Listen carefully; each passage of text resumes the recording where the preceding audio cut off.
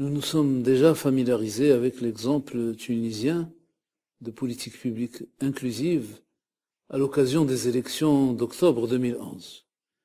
Suivons dans notre examen la même démarche que dans les deux exemples précédents, à savoir décryptage de la démarche, examen des objectifs et des réalisations, et puis examen des facteurs de succès et des limites.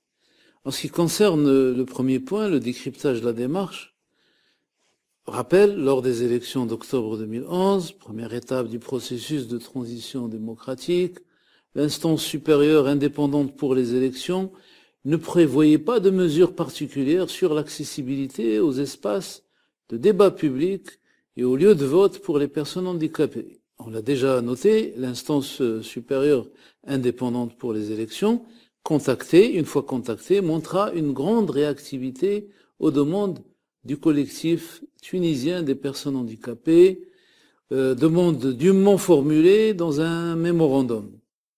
Au bout d'un processus de concertation, elle avait fini par produire un décret permettant aux personnes handicapées de voter, énonçant, entre autres, le recours obligatoire à un interprète en langue des signes pour les émissions télévisées de la campagne électorale.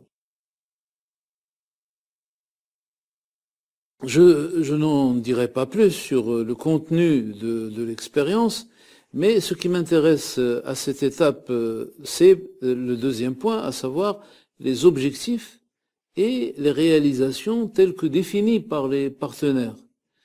Ceci se déclinait comme suit. Inclure des groupes et associations dans la décision politique à un moment aussi important que l'était celui des élections, après une révolution.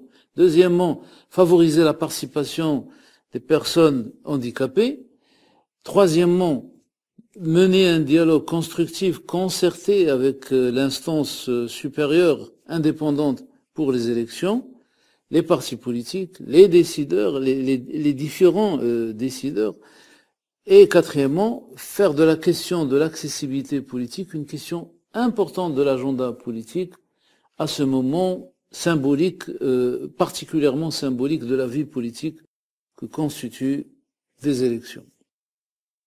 Troisième niveau d'analyse, l'examen des facteurs de succès et des limites. L'évaluation fait prévaloir des aspects positifs de l'expérience.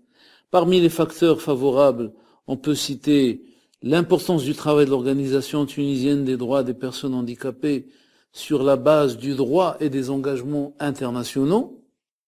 Deuxième chose, la bonne volonté de l'instance supérieure indépendante pour les élections, la disponibilité, l'écoute, la réactivité, la bonne réactivité.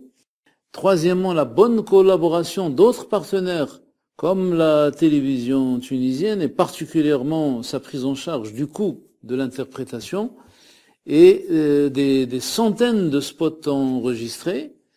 Du côté des difficultés, on peut citer l'absence des personnes formées, de personnes formées pour effectuer le travail de communication adapté pour les personnes handicapées. Des mots manquaient même au langage des signes dans ce qui était disponible. Ce qui était disponible était incomplet. Par exemple, le terme de constitution, le terme de démocratie, le terme d'assemblée constituante, le terme de communisme, de droite, de gauche, etc. Et dans le même ordre d'idées, une langue des signes unifiée, parlait de la même façon, en tout cas signifiant de la même façon, faisait défaut.